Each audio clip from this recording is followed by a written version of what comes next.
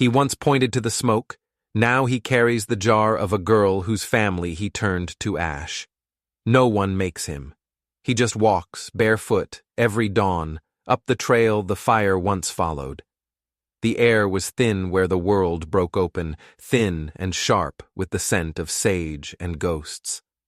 Before the sun bled across the eastern mesas, Thornkell was already moving, his bare feet finding purchase on the hard-packed earth, each step a penance.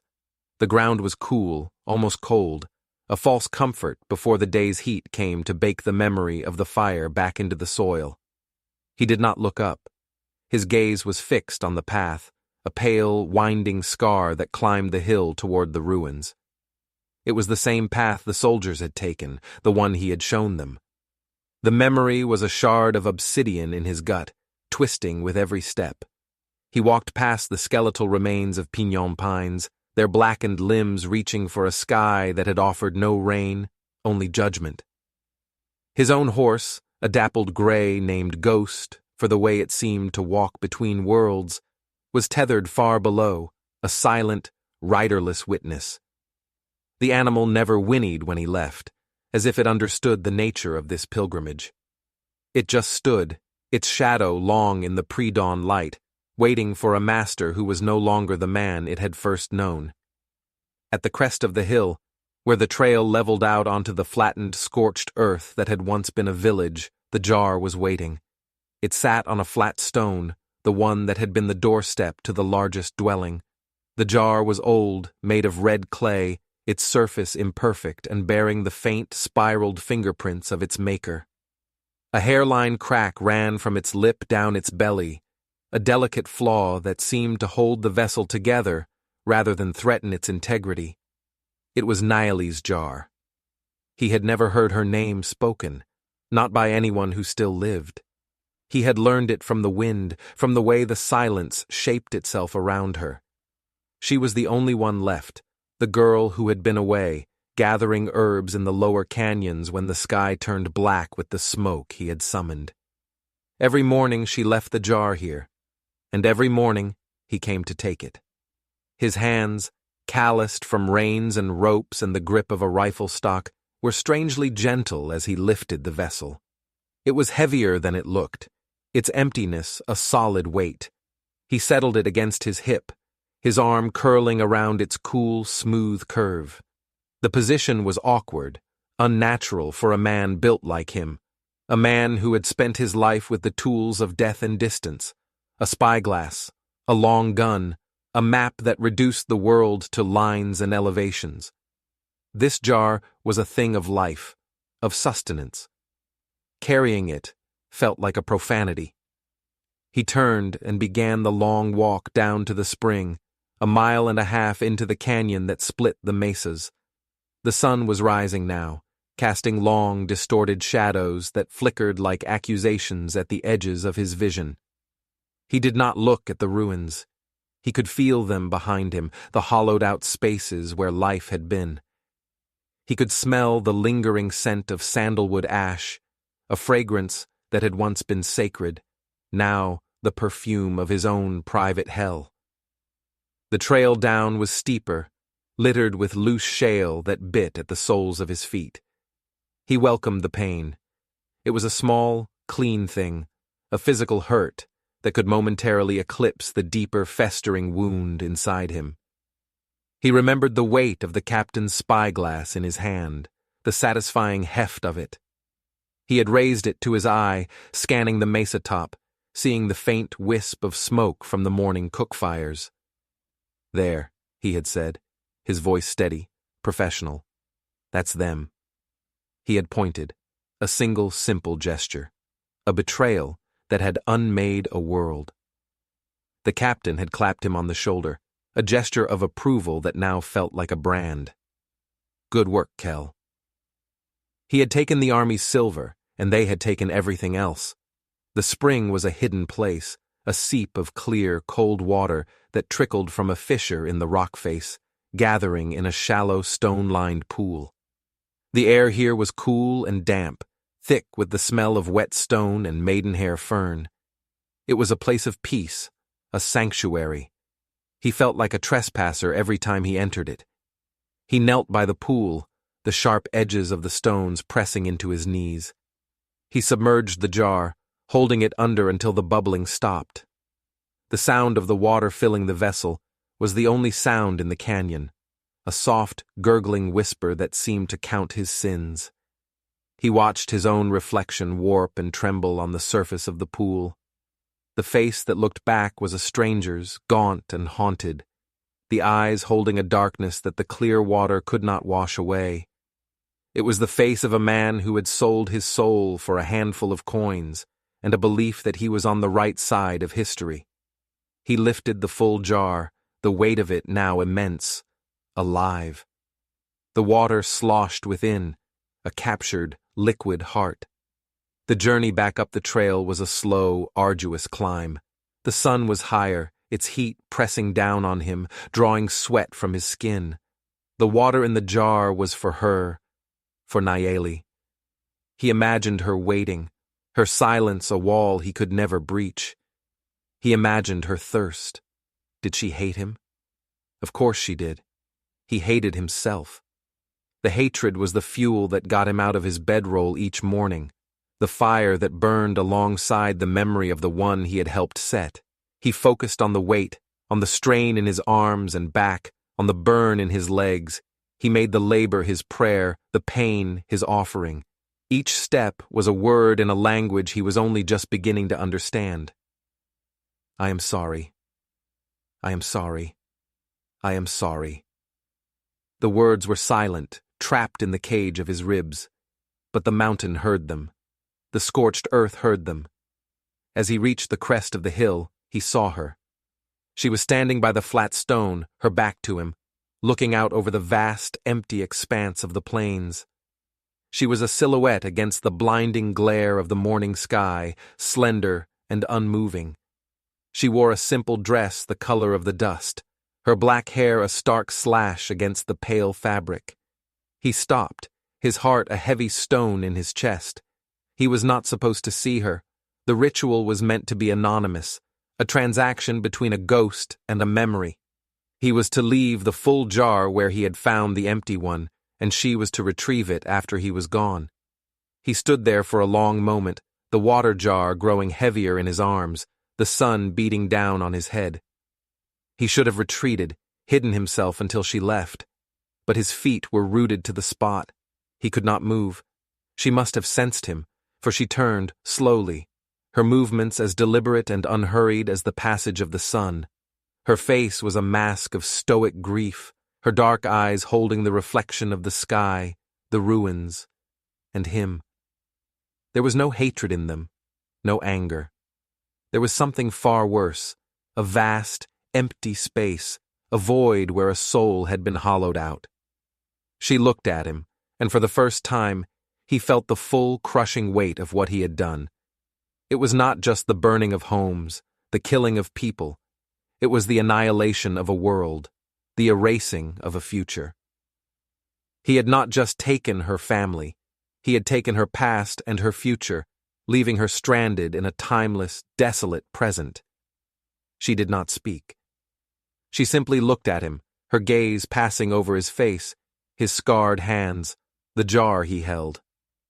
Then, she turned her eyes to the trail that led away from the village, the one he had just climbed.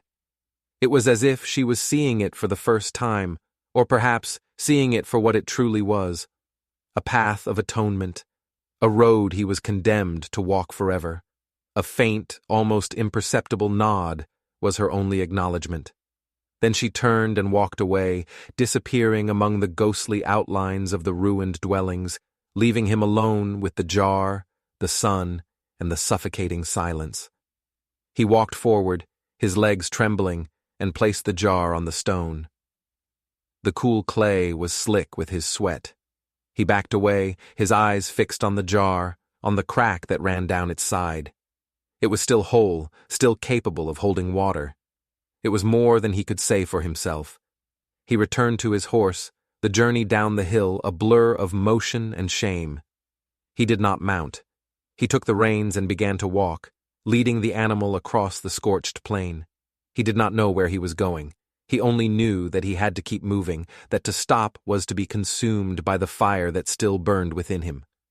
The sun climbed higher, a merciless white-hot eye in the vast, indifferent sky.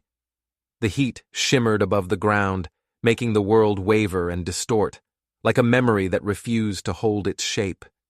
He walked for hours, the silence of the landscape pressing in on him. The only sounds were the soft thud of his own bare feet on the baked earth, the plodding hoofbeats of his horse, and the ceaseless, whispering wind. Fragments of memory came to him, unbidden and sharp as glass. The smell of whiskey on the captain's breath, the laughter of the soldiers as they rode out, their faces eager and cruel, the sight of the first plume of smoke, thick and black against the pure blue of the sky. He had watched from a distance, from a high ridge miles away, the spyglass cool against his eye. He had told himself it was necessary, a part of the war, a strategic imperative. He had told himself they were savages, that this was progress. He had lied to himself, and the lies had turned to ash in his mouth. He remembered the stories his own grandfather had told him, stories of a people who lived in harmony with the land, who understood the language of the wind and the stars. His grandfather had been a trapper, a man who had learned from the natives, who had respected their ways. "Never break faith with the land, Thorn," he had said, his voice a low rumble like distant thunder. It remembers everything. He had broken faith. He had broken everything. And the land did remember. It remembered in the blackened skeletons of the trees, in the sterile, ash-choked soil, in the silence that screamed where there had once been laughter and song. He walked until his feet were raw, until the sun began its slow descent toward the western horizon. He found a small, sheltered arroyo and made a cold camp. He did not build a fire. He could not bear the sight of it. He gnawed on a piece of hardtack and drank sparingly from his canteen, the water tasting of tin and regret. He sat with his back against a rock, the cooling stone a poor substitute for the human contact he had forsaken. Ghost stood nearby, a patient, silent sentinel. The horse was his only companion, the last living link to the man he had been. Sometimes, in the dead of night, he would talk to the animal, his voice a hoarse whisper, confessing his sins to the unjudging darkness. The horse would simply flick an ear, its presence a small, solid comfort in the vast, crushing emptiness. The stars came out, a cold, distant scatter of diamonds on black velvet. They were the same stars that had looked down on the village for 1,000 years. They had watched the children being born, the old ones being buried. They had watched the fires of celebration and the fires of mourning, and they had watched the fire he had brought. He looked up at them, his throat tight with an unshed grief that was not entirely his own. It was her grief, the grief of her people, a grief so vast and profound that it had become a part of the landscape itself. He was just a vessel for it, a cracked and broken jar trying to hold an ocean. He did not sleep. He sat and watched the stars move across the sky, their slow, inexorable procession a reminder of the time that he could not reclaim. He thought of Nayeli, alone in the ruins of her world. What did she do at night? Did she sleep among the ghosts of her family? Did she sing the old songs to an audience of dust and echoes? He imagined her wrapping herself in a thin blanket, the same one she had probably had since she was a child, its familiar texture a small comfort against the encroaching darkness. He saw her closing her eyes, not to sleep, but to remember the faces, the voices, the warmth of a life that was now just a collection of smoke-stained memories. The thought was a knife in his heart. He had not just killed them, he had condemned her to a life of perpetual haunting. When the first hint of gray appeared on the eastern horizon, he was already on his feet. He left his camp as he had found it, leaving no trace of his presence. He began the long walk back to the scorched hill, his body aching, his spirit a raw, open wound. The ritual was all he had left. It was his only purpose, his only connection to the humanity he had so casually discarded. He walked not with the hope of forgiveness, for he knew that was impossible.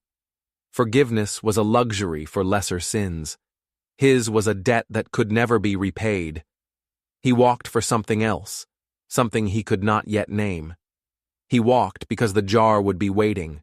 He walked because she was thirsty. The days bled into one another, each one a copy of the last, a relentless cycle of sun and dust and silence.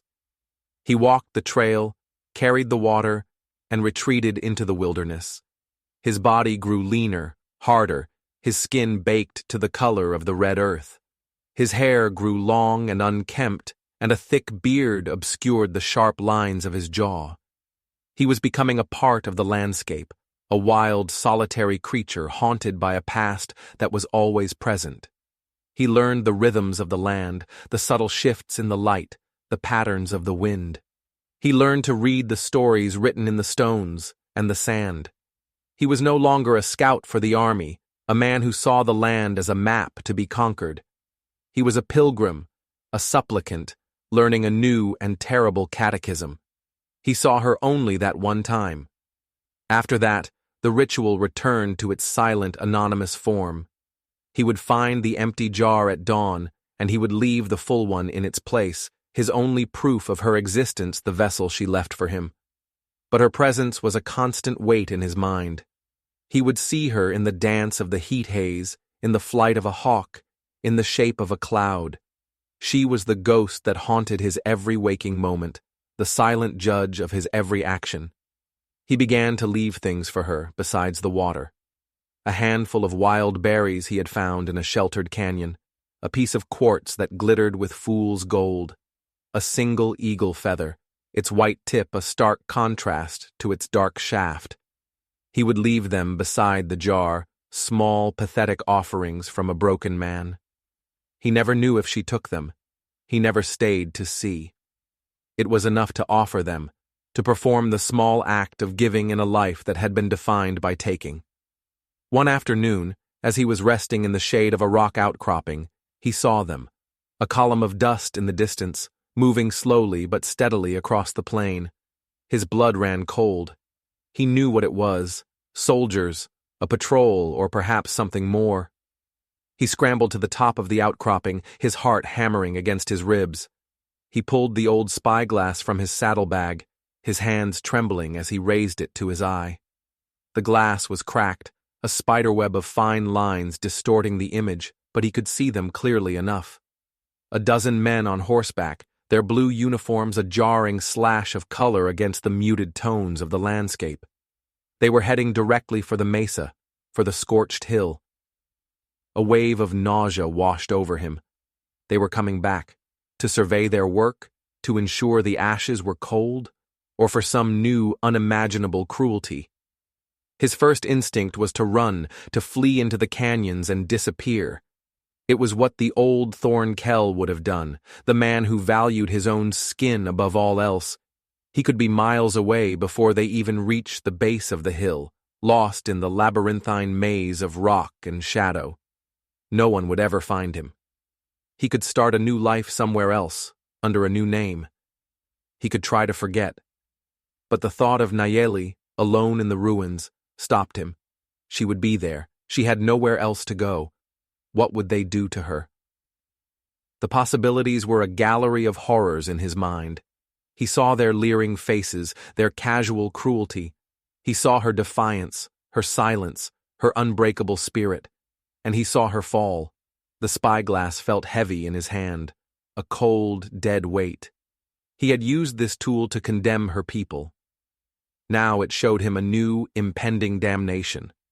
He lowered the glass, his decision made. It was not a decision born of courage or nobility.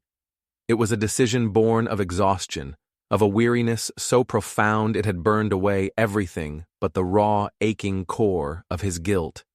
He could not run any more. He could not hide. He had pointed the way to the fire once. He would not abandon its last survivor to a new flame. He was not a man anymore, not in the way he had once understood the word. He was an offering, a final, meager payment on an infinite debt. He scrambled down from the rock and began to run, not away from the soldiers, but toward them, toward the hill. He ran with a desperate, ragged urgency, his bare feet pounding against the hard earth, his lungs burning. He had to get there first. He had to stand between her and them. He did not have a plan. He had no weapons, no allies, no hope of victory. He had only his own broken body and the crushing weight of his sin. It would have to be enough. As he neared the base of the hill, he saw that the soldiers had already arrived. They were dismounting, their voices loud and coarse in the sacred silence of the place. He could hear their laughter, and it was the sound of desecration. He slowed to a walk, his breath coming in ragged gasps. He began the final climb up the trail, the path he knew so well. Each step was a lifetime. He saw the faces of the men he had ridden with, the men he had called friends. He saw the captain's cold, calculating eyes. He saw the flames reaching for the sky like greedy orange fingers. He reached the crest of the hill and saw the scene laid out before him. The soldiers were milling about the ruins, kicking at the scorched earth, their spurs scraping against the stones. The captain, a different one this time, a younger, harder-looking man, was standing by the flat stone, his boot resting on it as if he owned it. And next to the stone on the ground was the water jar. It had been knocked over, the water spilling out to form a dark, spreading stain in the dust. And then he saw her. Nayeli was standing a few feet away, facing the captain. She was as still and silent as ever, her face a mask of impassive dignity.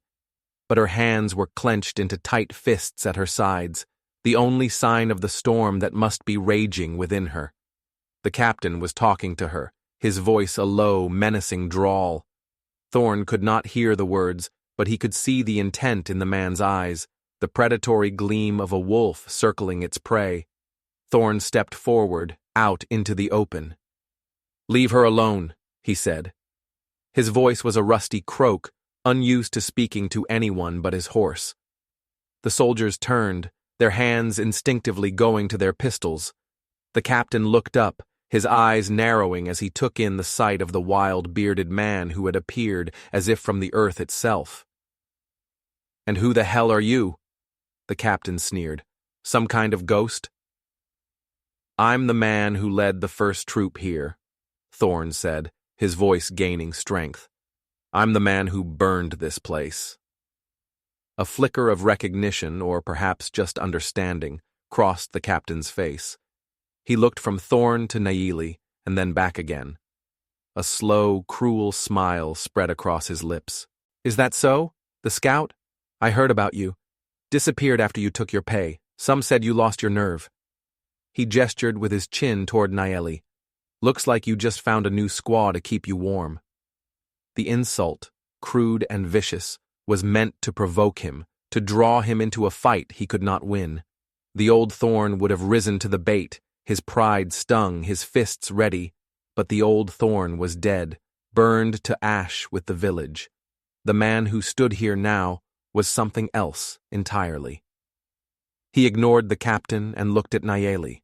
Her eyes met his, and in their dark, silent depths, he saw not hatred, not forgiveness, but a shared, unbearable grief.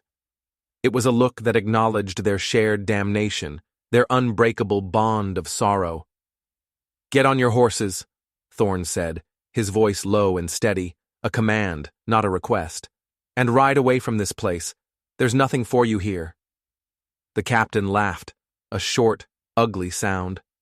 "I think there is," he said, his eyes lingering on Nayeli.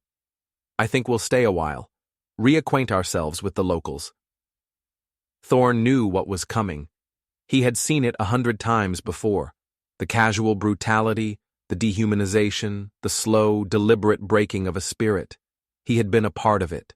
He had enabled it. He would not do so again. He took a step toward the captain, placing himself directly between the soldier and Nayeli. He was unarmed, outnumbered, a single ragged man against a dozen armed soldiers. It was a fool's gesture, a suicide, but it was the only gesture he had left to make. "You'll have to go through me," he said, the words simple, final. The captain's smile vanished. His face hardened into a mask of cold fury. "That can be arranged," he said. He drew his pistol, the click of the hammer being cocked unnaturally loud in the sudden silence. The other soldiers raised their rifles, their aim steady. Thorn did not flinch. He stood his ground, his eyes fixed on the captain. He was not afraid. The fear had been burned out of him long ago, leaving only a hollow space filled with regret. He was ready. He had been ready for this moment every day since he had first picked up the jar. This was the end of the trail. This was the final payment. He was vaguely aware of a movement behind him. He thought it was Nayeli, perhaps trying to run, and a part of him prayed that she would make it, that his sacrifice would buy her a few precious moments of escape. But then he felt a hand on his arm, small and light, but with a surprising strength.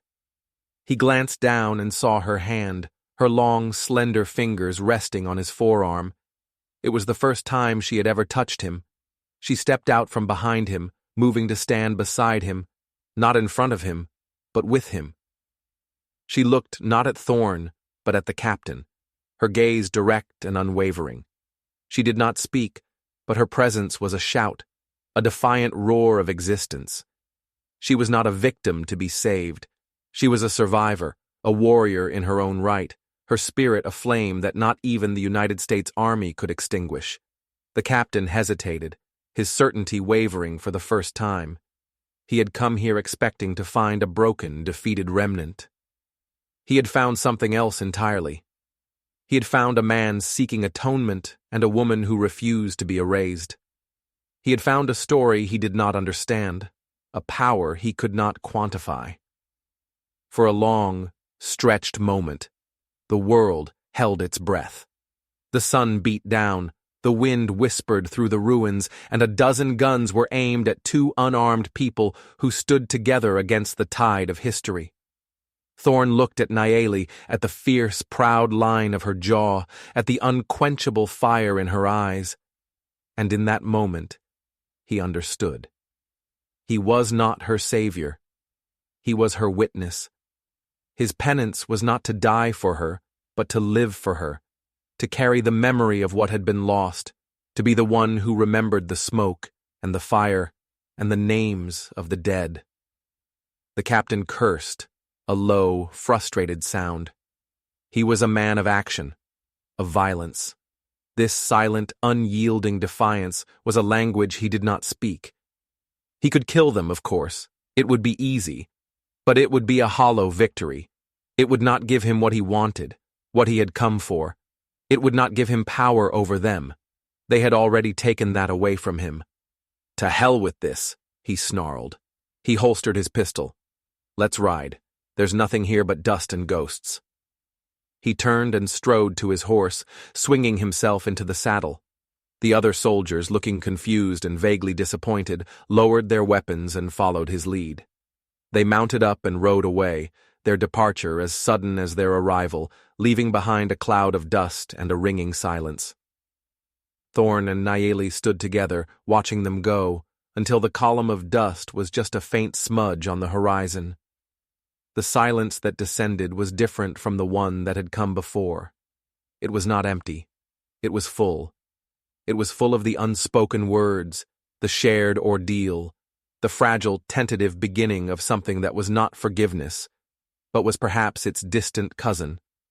A shared understanding. Thorn's legs finally gave out.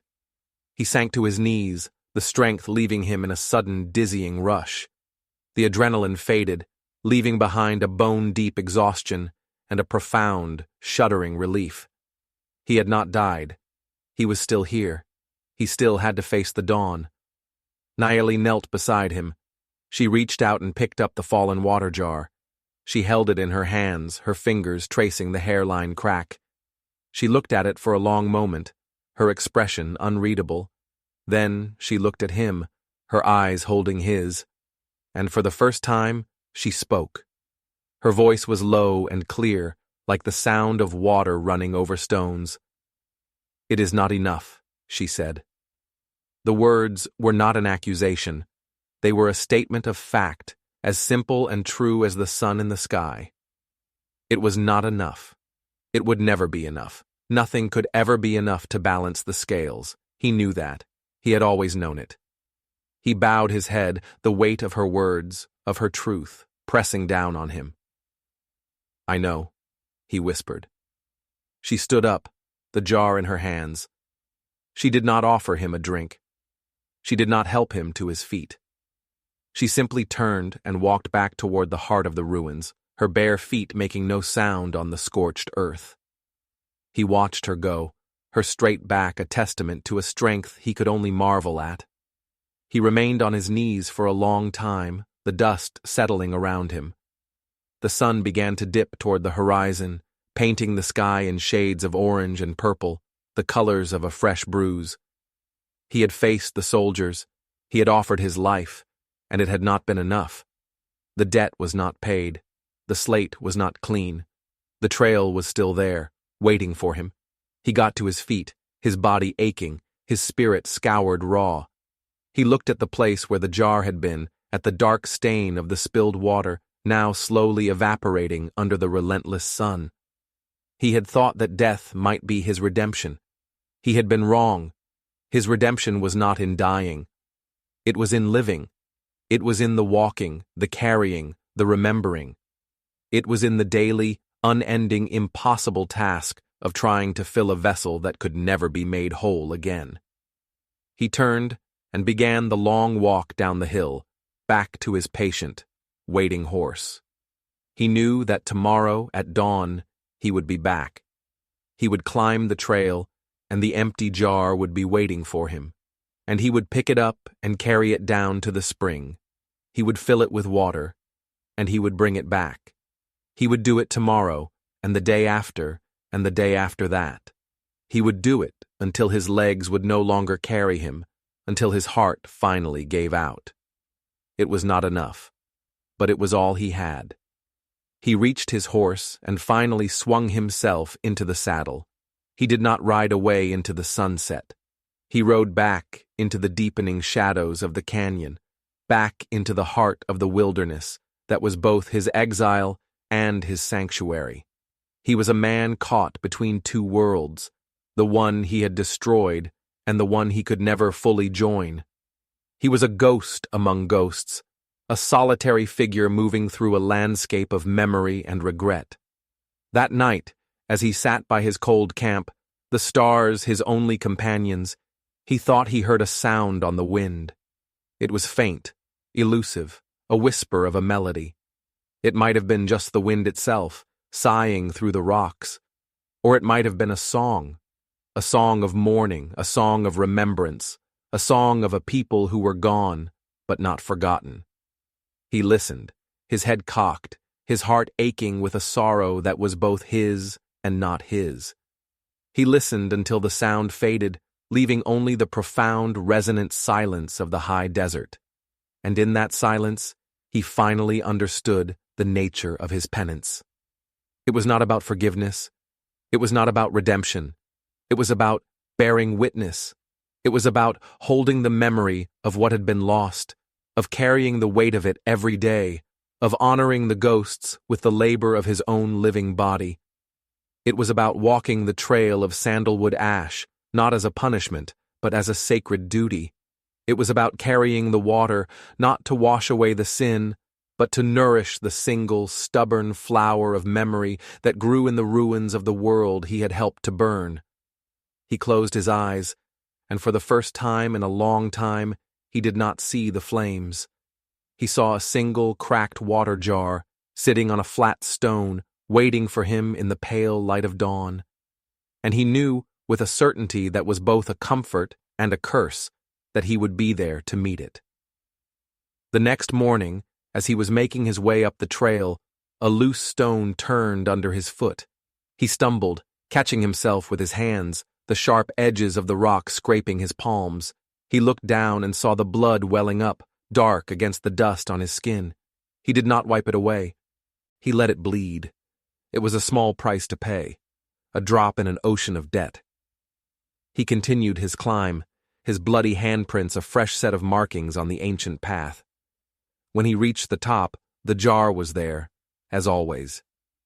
But beside it, there was something else, a small, carefully woven pouch of buckskin. He hesitated, then reached out and picked it up.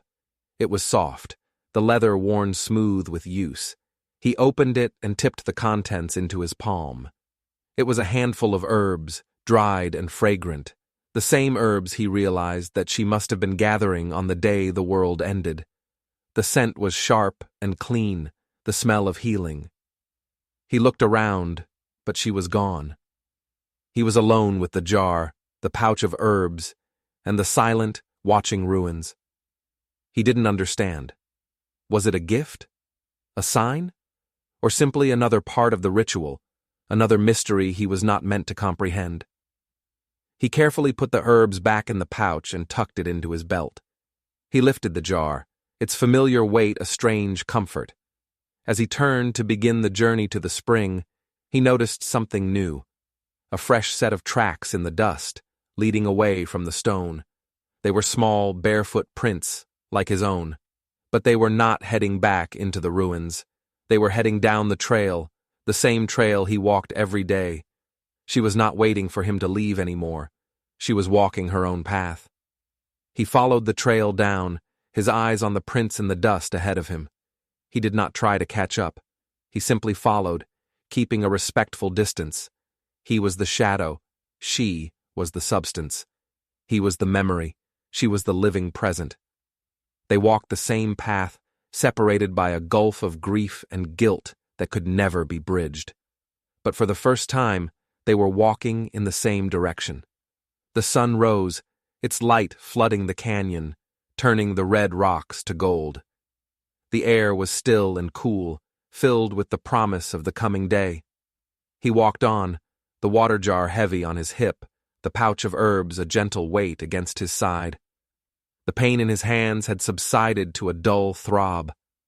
The pain in his heart remained, a constant, familiar ache. It was the price of his survival. It was the cost of his atonement. He accepted it. He embraced it. It was his to carry, just like the jar.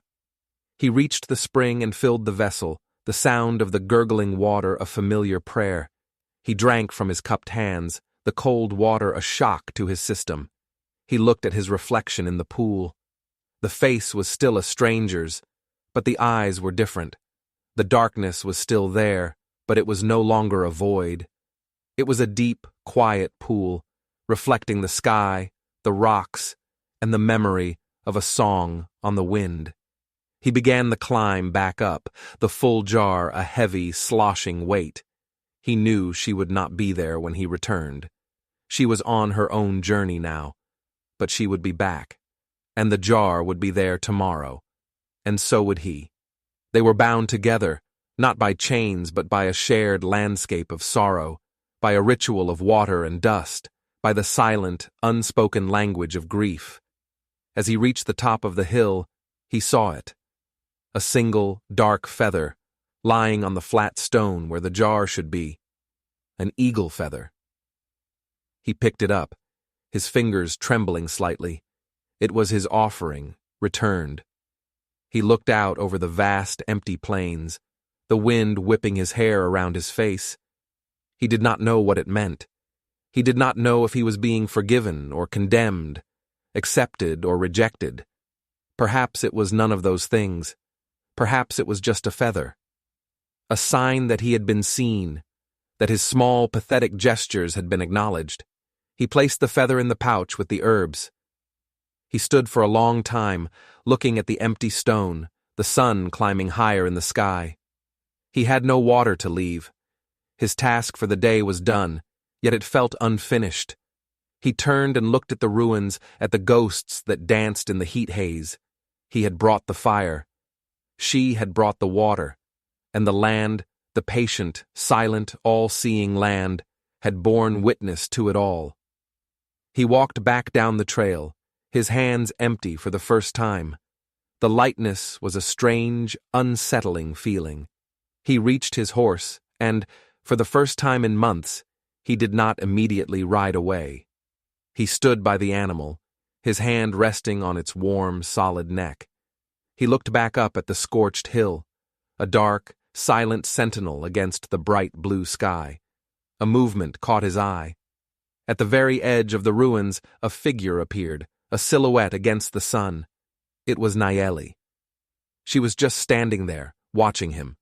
She raised a hand, not in a wave, but in a simple, open-palmed gesture. It was a gesture that could have meant anything, or nothing. It was a gesture of farewell, of acknowledgement, of a shared, unbearable existence. He raised his own hand in response, his palm open, his bloody, scarred skin exposed to the sun. They stood like that for a long moment, two solitary figures in a vast, empty landscape, bound by a tragedy that had defined them both. Then she turned and disappeared back into the ruins, leaving him alone once more. He mounted his horse and rode away, not into the shadows this time, but out onto the open plain, into the full, blinding light of the sun. He did not know where he was going. He did not have a destination. He had only a path. The path of the water carrier, the path of the witness, the path of the man who had burned the world and was now condemned to spend the rest of his days trying to put out the fire, one jar of water at a time. It was not enough. But it was a start. The seasons turned. The relentless sun of summer gave way to the crisp, cool air of autumn. The winter snows fell, blanketing the mesas in a soft, white shroud of silence. And still, he walked the trail. He wore crude, self-made moccasins now to protect his feet from the ice and snow, but the ritual remained the same. The jar was always there, waiting for him, a dark, earthy shape against the pristine white of the snow. He would carry it to the spring, which never froze over completely, its life-giving water a constant in a changing world. And he would carry it back, his breath pluming in the frigid air, his body a small, moving furnace against the cold. He never saw her in the winter. The snows were too deep, the world too quiet. But he knew she was there. He could feel her presence in the stillness, in the way the smoke from her small, hidden fire would sometimes rise in a thin, straight column into the winter sky. He would leave her offerings of dried meat and firewood, and sometimes he would find a small token in return, a polished stone, a bundle of dried herbs, a single perfect bird's egg, its shell a delicate pale blue. They were small, silent exchanges, a conversation carried on across a landscape of snow and memory. Spring came, and the world was reborn. The snows melted, the creeks ran high, and the first green shoots of new life pushed their way through the scorched earth. The ghost bones of the piñon pines remained, a stark reminder of the fire, but around their feet, wildflowers bloomed in a riot of color, Indian paintbrush, bluebonnets, and the fiery orange of the globe mallow. The land was healing itself, its resilience a quiet, powerful rebuke to the destructive folly of men. He continued his ritual, his bare feet once again finding the familiar path. The land was waking up, and so, it seemed, was he. The crushing weight of his guilt had not lessened, but it had changed. It was no longer a destructive, all-consuming fire. It had become a part of him, like a stone in his shoe, a constant nagging presence that reminded him of who he was and what he had done. He had learned to walk with it. He had learned to live with it. One day, as he was returning from the spring, the full jar heavy on his hip, he saw a group of men on horseback in the distance. They were not soldiers, they were ranchers, their wide-brimmed hats and dusty clothes a familiar sight in this part of the country. They were driving a small herd of cattle, their voices carrying on the wind as they shouted and cursed at the animals. They were heading for the canyon where the spring was, the only reliable source of water for miles around. A cold knot of fear tightened in his stomach. He knew what would happen. The cattle would foul the spring, their hooves churning the clear water to mud, their waste poisoning the source. They would trample the delicate ferns and crush the wildflowers. They would, in their own careless, unthinking way, destroy the sanctuary. He thought of Nayeli. The spring was her lifeblood. It was the source of the water he brought her every day. Without it, she could not survive. He had to do something. He had to stop them. He set the jar down carefully and began to run. Not toward the men, but along a high ridge that overlooked the canyon. He was no longer the wild, ragged man who had confronted the soldiers. He was leaner, harder, his body honed by years of labor and hardship. He moved with a silent, fluid grace, his feet sure on the rocky ground. He was a part of this land now, and he would defend it. He reached a point directly above the entrance to the canyon and waited.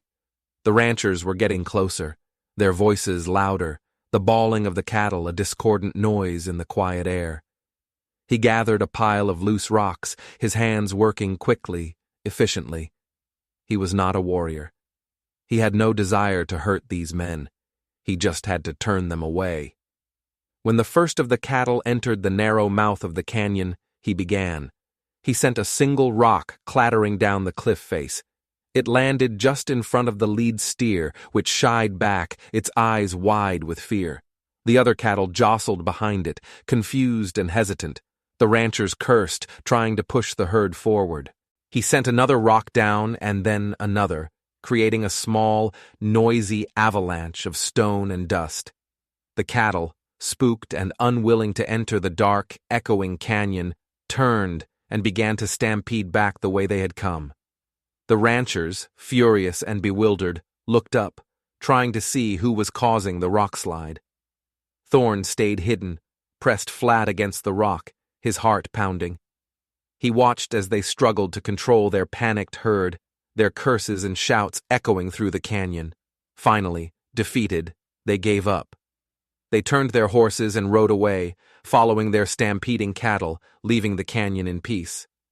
He waited until they were long gone, until the dust had settled and the silence had returned. Then he made his way back down to the trail. The water jar was sitting where he had left it, untouched. He picked it up and continued his journey back to the ruins. He felt a strange sense of satisfaction, a clean, sharp feeling that was entirely new to him. He had protected the spring. He had protected her. He had, in a small, insignificant way, balanced the scales, just for a moment. When he reached the top of the hill, she was there, waiting for him. She was standing by the flat stone, her face turned toward the canyon. She must have seen the whole thing. She must have seen him protect her water source. She turned to him as he approached, her dark eyes holding a new expression, something he had never seen there before. It was not gratitude. It was not forgiveness. It was something deeper, something more profound. It was respect. She took the jar from him, her fingers brushing against his for a fleeting moment. The touch was electric, a spark of connection in a world of isolation. She held the jar in her hands, her gaze fixed on his face. She did not speak, but her silence was no longer a wall between them. It was a space they shared, a quiet understanding that needed no words. She turned and walked away, and he watched her go, a strange lightness in his chest. He had not sought her respect. He had not sought anything but to atone for his sins. But he had earned it, not with words or pleas, but with action. He had become a guardian of the land he had once helped to destroy. He had become a protector of the life he had once helped to extinguish. He walked back down the hill, the sun warm on his back. The world seemed different, brighter, more alive. The wildflowers seemed to bloom with a new intensity, their colors a vibrant celebration of life. The wind whispered through the pines, and for the first time, it did not sound like an accusation. It sounded like a song. He did not know what the future held. He did not know if he would ever be free from the ghosts of his past. But as he walked, he felt a flicker of something he had not felt in a very long time. It was a small, fragile thing, like the first green shoot of spring pushing its way through the frozen earth. It was hope. But hope is a dangerous thing in a land that remembers everything. A few weeks later, the soldiers returned.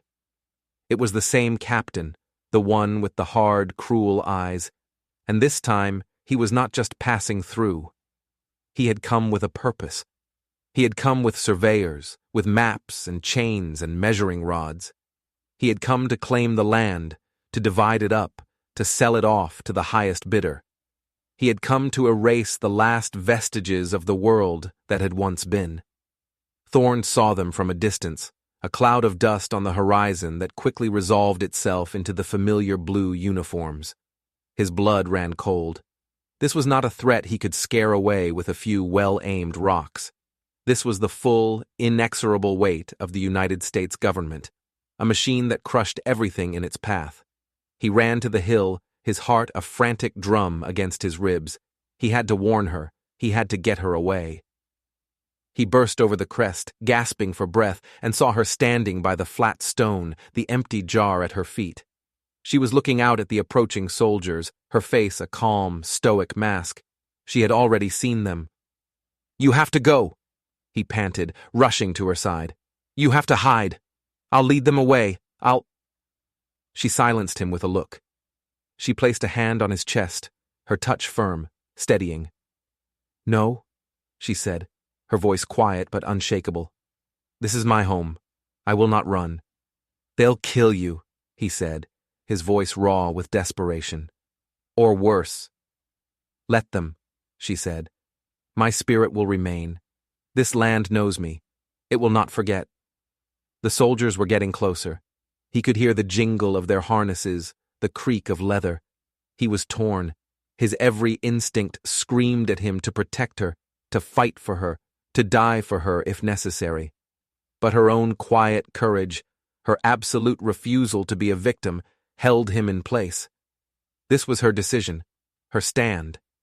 He had no right to take that away from her. The captain rode up to them, his horse trampling the wildflowers that grew among the ruins. He reined in, a smug, triumphant look on his face. "Well, well," he said, his eyes flicking between Thorne and Nayeli. "The happy couple? Still playing house in the graveyard?" Thorne stepped forward, his body a shield in front of her. "What do you want?" he asked, his voice a low growl. "This land," the captain said, waving a hand expansively. "It's been declared public domain. We're here to survey it for settlement. Progress is coming to this little corner of paradise." "This is not your land," Nayeli said, her voice ringing with a power that made the captain flinch. "This land belongs to the spirits of my ancestors. It belongs to the memory of those you murdered." The captain's face darkened. "You have no claim here, squaw. No deed, no title, nothing." "We have this," she said, and she stooped down and picked up a handful of the scorched earth.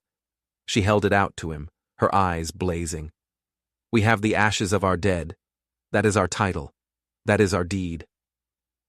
The captain stared at the handful of dirt as if it were a snake.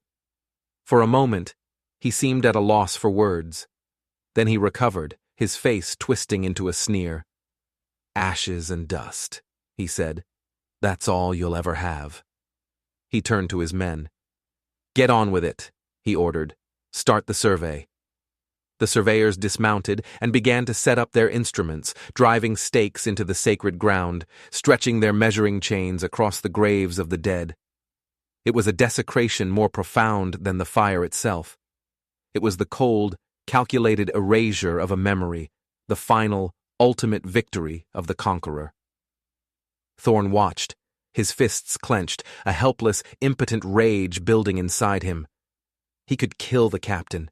He could probably take a few of the others with him before they brought him down. But what good would it do? They would just send more soldiers, more surveyors. The machine was too big, too powerful. He was just one man. And then he saw it. Nayeli, her face a mask of terrible, resolute grief, picked up the water jar. She held it in her hands, her fingers tracing the crack one last time. She looked at him, and her eyes were full of a sorrow so deep it was bottomless. It was the sorrow of a people, of a world, of a way of life that was being ground into dust under the heel of progress. She turned and walked toward the captain.